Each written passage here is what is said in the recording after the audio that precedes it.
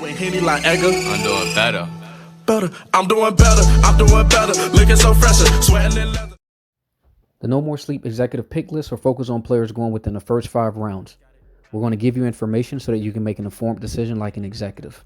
Please stay away from the guys you don't like. It doesn't make sense because emotionally you just won't put them in when you need to. So pay attention to the guys that you like and then use data to make that decision.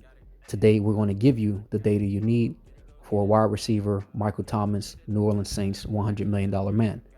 Michael Thomas is very reliable. There is some recency bias. The last game that he had has left a bad taste in some people's mouths. It was against Carolina week 17 where he had 7.9 fantasy points. But at the end of the day, that can't be something that make you go into the new year thinking that that's going to be the reality. So when you look at Michael Thomas, a few things we like about him. He obviously has the size. He's 6'3". He runs a 4.5, and we'll talk about that in a second. There's one slight con to his athleticism, but when you talk about production, you can't ask for anything better.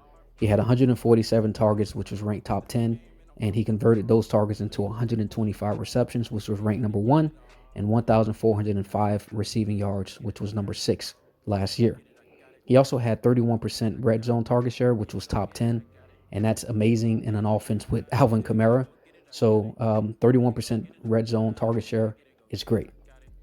Now, some of the issues that people have said, you will hear the consensus is that Drew Brees is regressing, but the truth is it depends on what metric you're paying attention to, because yes, last year Drew Brees saw his lowest career passing yards since 2005. However, since 2005, he has gradually, on average, seen a higher QB rating and higher completion percentage. That's important for Michael Thomas because last year, one of the reasons why he was so good is because he was ranked number 1 in catchable target rate, thanks to Drew Brees. So number 1 in catchable target rate will give you a high catch rate. And if you look at Michael Thomas's catch rate last year, it was 85%, which was number 1.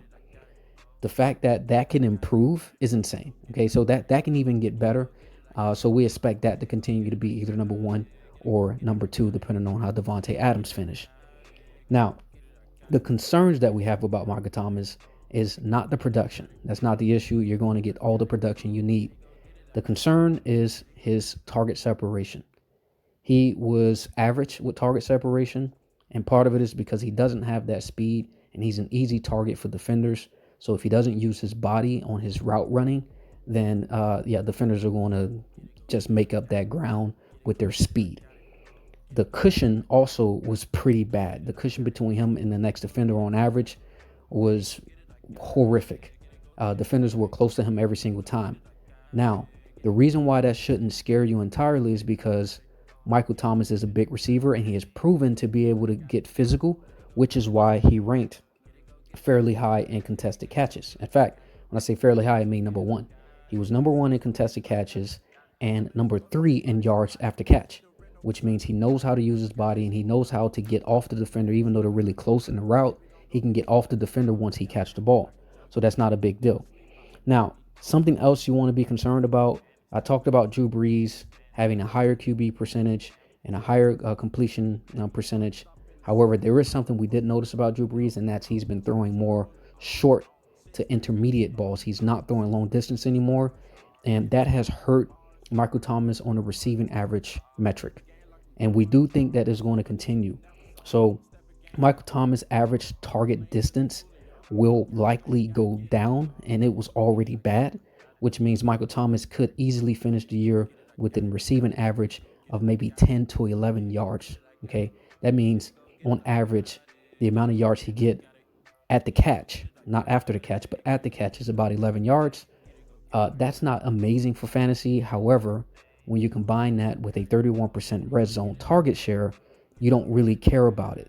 Not to mention his yards after catch and production, he's going to still get you, 1,300 yards receiving. And then the red zone is going to give you those touchdowns. So he's still going to be an elite receiver. But you want to keep an eye on Drew Brees throwing the ball so short because that can be a problem with defenses figuring out how to lock Michael Thomas down since he can't get a lot of target separation. So take Michael Thomas if you like him. It's a safe pick.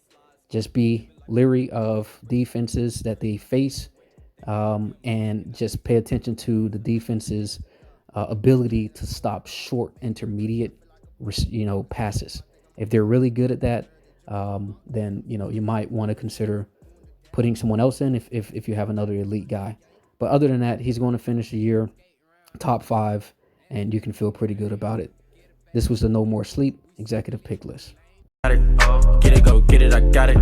Get it, go get it, I got it.